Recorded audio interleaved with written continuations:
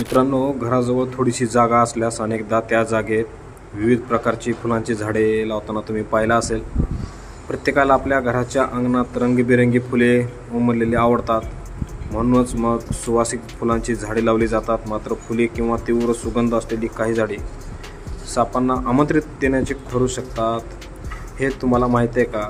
सर्वांना माहिती आहे की चंदनाच्या झाडांभोवती सापाला छान वाटते, त्यामुळे लोक घराभोवती चंदनाची झाडे लावत नाहीत। तर मित्रांनो, ती झाडे कोणची आहेत?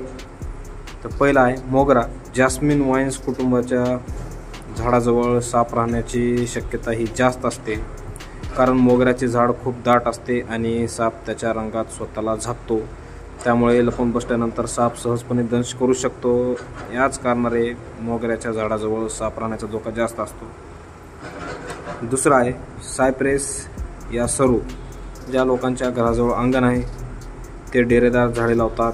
खरं तर ही एक शोभेची वनस्पती आहे जी खूप सुंदर दिसते, पण ती खूप दाट असते, त्यामुळे साप त्यात लपून कीटकांची शिकार करत असतो। तसेच तिसरा आहे क्लोवर प्लांट्स।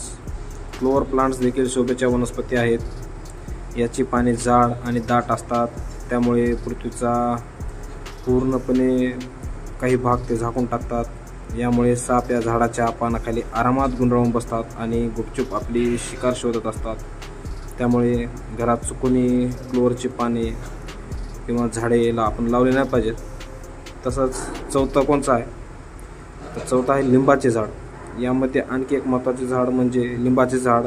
लहान कीटक आणि पक्षी ही लिंबाच्या झाडाला आपले घर बनवतात, त्यामुळेच लिंबाच्या झाडाभोवती साप वावरत असतात, म्हणून घराजवळ लिंबाचे झाड आपण लावले नाही पाहिजे।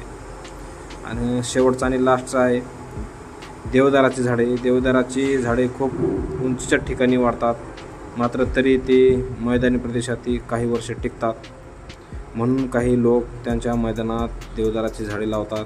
पण चंदनाच्या झाडाप्रमाणे देवदाराच्या झाडातही साप स्वतःला गुंडाळून घेणार आनंद घेतात, त्यामुळे घराभोवती देवदाराची झाडे आपण लावली नाही पाहिजेत।